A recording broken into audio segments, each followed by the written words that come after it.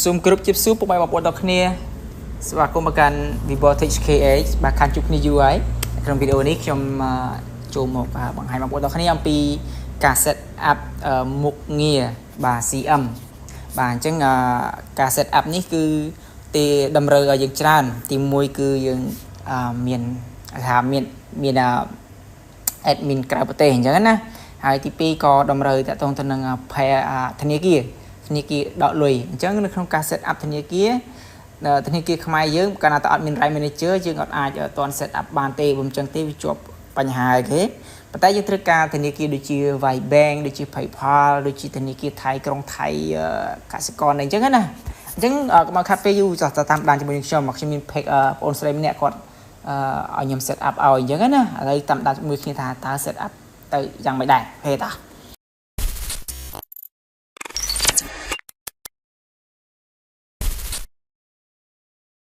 អញ្ចឹងនៅក្នុង page ហ្នឹងគឺគាត់គេបានតម្លាក់មុខងារឲ្យអញ្ចឹងណាក្នុងតម្លាក់មុខងារឲ្យអញ្ចឹងយើងចូលកន្លែង monetize មកនេះឃើញអត់ content monetization នេះគឺវាបានតម្លាក់បេតុង set up ហើយអូខេអញ្ចឹងនៅក្នុងវីដេអូនេះខ្ញុំបង្ហាញអំពីការ set up ពីថាបង្កើត pay out ខ្លួនឯងអ្នកខ្លះគេអាន pay out តែខ្ញុំអាន pay out តាមភាសាអង់គ្លេសទៅអញ្ចឹងខ្ញុំចុចកន្លែង set up នេះមកអូខេឥឡូវ sign up យើងចុច sign up អូខេឥឡូវនេះ add new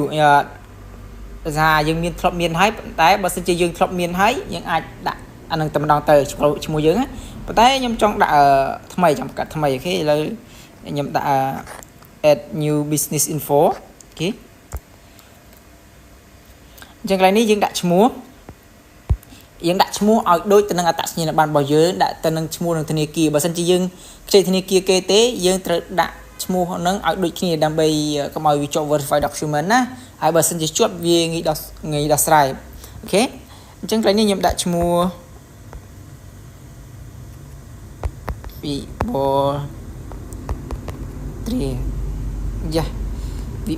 អូខេឈ្មោះយើងណាអាហ្នឹងគឺឈ្មោះយើងបន្ទាប់មកគឺឈ្មោះតកូលរបស់យើងអូខេម៉ាត្រា birthday គឺ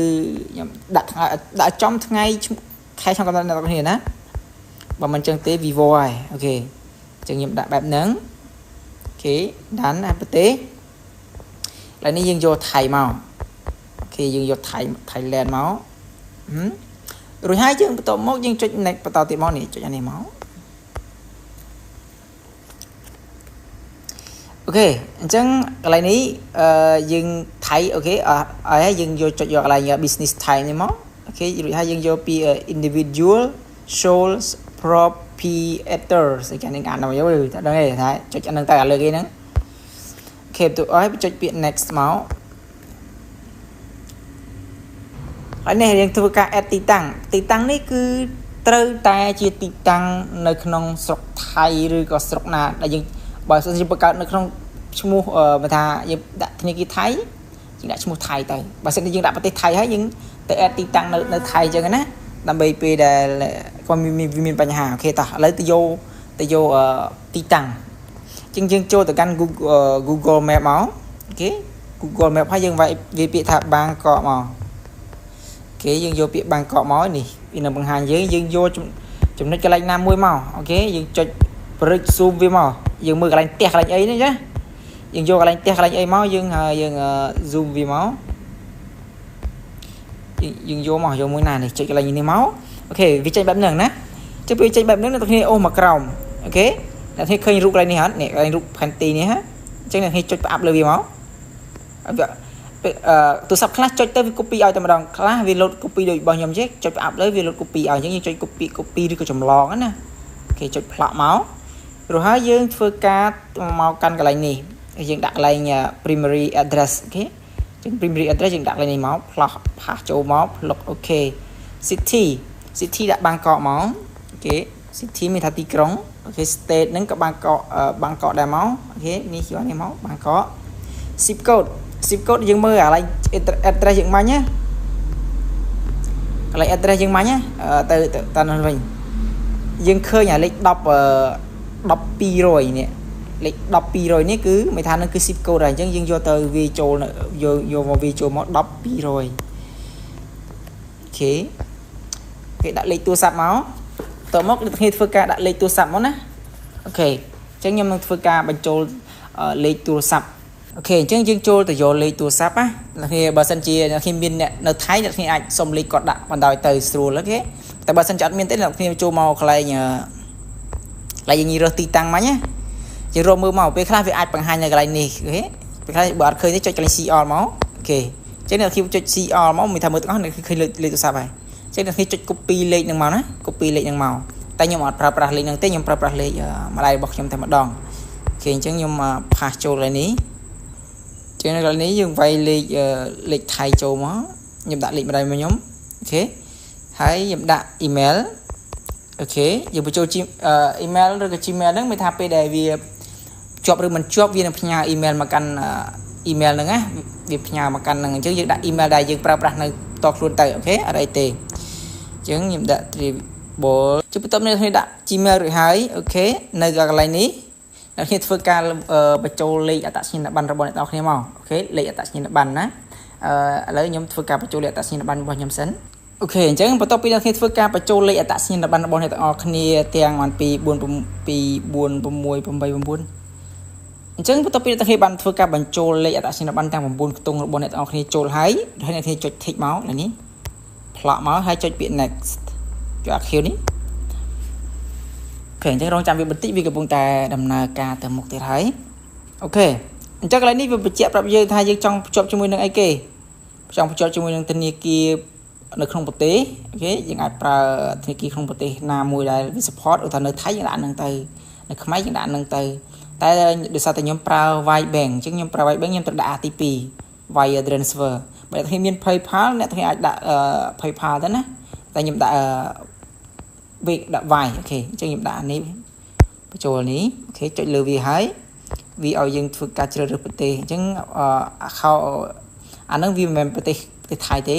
គឺវាអាមេរិកអញ្ចឹងខ្ញុំទៅជ្រើសរើសយកអាមេរិក Wise Bank អញ្ចឹងណា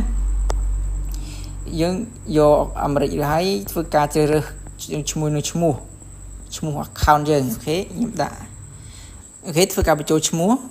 ដាក់ឈ្មោះតាម account មកឬហើយយើងយក Swift code ទៅយក Swift code ទៀត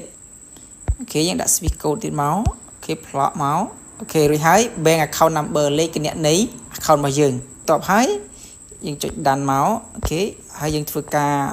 link pay out method មកអូខេយើងចុច archive នេះមកចុះវានឹងនាំយើងទៅមួយដំណាក់កាលទៀតអូខេធ្វើការ add tax អូខេ add tax ឬ add ពន្ធដាក់ពន្ធនឹងឯងអូខេអញ្ចឹងយើងដាក់ឲ្យទៅ add tax info អូខេយើងធ្វើការ add tax នឹងឯងអូខេលើវាចូលមកឈ្មោះនេះយើងដាក់ឈ្មោះហ្នឹងទៅចុចតាមវាទៅ continue ទៅអូខេចុច continue ទៀតយើងចុច continue ទៀតអូខេនៅកន្លែងនេះគេសួរថាយើងជាអ្នកនៅប្រទេសអាមេរិកអត់អញ្ចឹងយើងដាក់ no មកអូខេយើងដាក់ no ទៀតនេះអូខេចុចឲ្យចុច next មកអូភ្លេចគឺ select ប្រទេសអានេះយើងយកប្រទេសថៃណាអានេះប្រទេសគឺយើងយកប្រទេសថៃអូខេថៃអក្សរ T យើងយករកពតកូល T មក RST T Thailand អូខេអូខេចឹងបន្ទាប់ពីយើងយកប្រទេសថៃរួចហើយយើង select រួចហើយឥឡូវយើងដោះចេញមកក៏ជ្រើសរើសអានេះមកចុចតាមខ្ញុំមកអូខេចឹងចុចនឹងហើយយើងធ្វើការចុច next បន្តមកអូខេយើងមើលបញ្ជាក់ថៃមើលទីតាំងរបស់យើងអូខេបាងកកអីហើយអូខេយើងចុច next ចុច next ទីមកអូខេមកដល់កន្លែងនេះយើងធ្វើការចុចគ្រីសមកគ្រីសហើយកន្លែងនេះយើងសរសេរឈ្មោះដូចដែលយើងសរសេរដំបូងណាអញ្ចឹងខ្ញុំសរសេរមិនគឺត្រូវសរសេរអញ្ចឹងវាអូត្រីបើយើងសរសេរឈ្មោះខុសវាអត់ឲ្យទេកន្លែងហ្នឹងអញ្ចឹងបន្ទាប់មកយើងចុចពាក្យ next បន្តទៀតមកអូខេរងចាំវាបន្តិចអូខេមកដល់កន្លែងនេះអូទៅក្រោមហើយយើងចុចពាក្យ submit form អូខេចាំមើលថាជាប់ឬមិនជាប់អូខេដល់កន្លែងនេះយើងធ្វើចុចពាក្យ done មក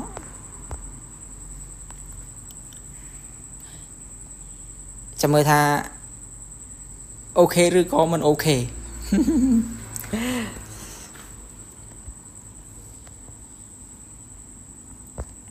លើវាចេញមកក្រៅវិញហើយឥឡូវយើងចេញទៅក្រៅវិញសិនហើយយើងចេញទៅ refresh វាមួយថាមើលបានអត់អូខេ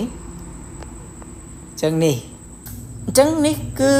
ប៉ុណ្ណឹងគឺជាប់ហើយនេះតាក់ទងទៅនឹង content monetization អូខេចឹងយើងអាចប្រើប្រាស់បានហើយតាក់ទងទៅនឹងប៉ុណ្ណាអូខេអញ្ចឹងគឺប៉ុណ្ណឹងគឺ set up ជាប់ហើយបងប្អូនប៉ុណ្ណឹងបាទគេអាក្រហមនេះមានថាដោយសារតែ page គាត់នឹងធ្លាប់ post វីដេអូមិន original អញ្ចឹងណាវាដល់ Facebook វាបង្ហាញថាមានវីដេអូខ្លះអត់អាចរលួយបានទេអញ្ចឹងវីដេអូទាំងអស់ហ្នឹងត្រូវលុបចោលហើយបើមិនរលួយមិនបានអញ្ចឹងទៅខូច page អូខេអញ្ចឹងមានថាពេលនេះគឺ approve ហើយអូខេអរគុណច្រើនសម្រាប់ការតាមដានទស្សនាបើសិនជាអ្នកចូលចិត្តកុំភ្លេចចុច like subscribe ហើយ share ម្នាក់មួយផងដែរដើម្បីជាកម្លាំងចិត្តដល់ខ្ញុំបន្តទៀតផងដែរអរគុណច្រើនជួបគ្នានៅវីដេអូក្រោយបាយបាយ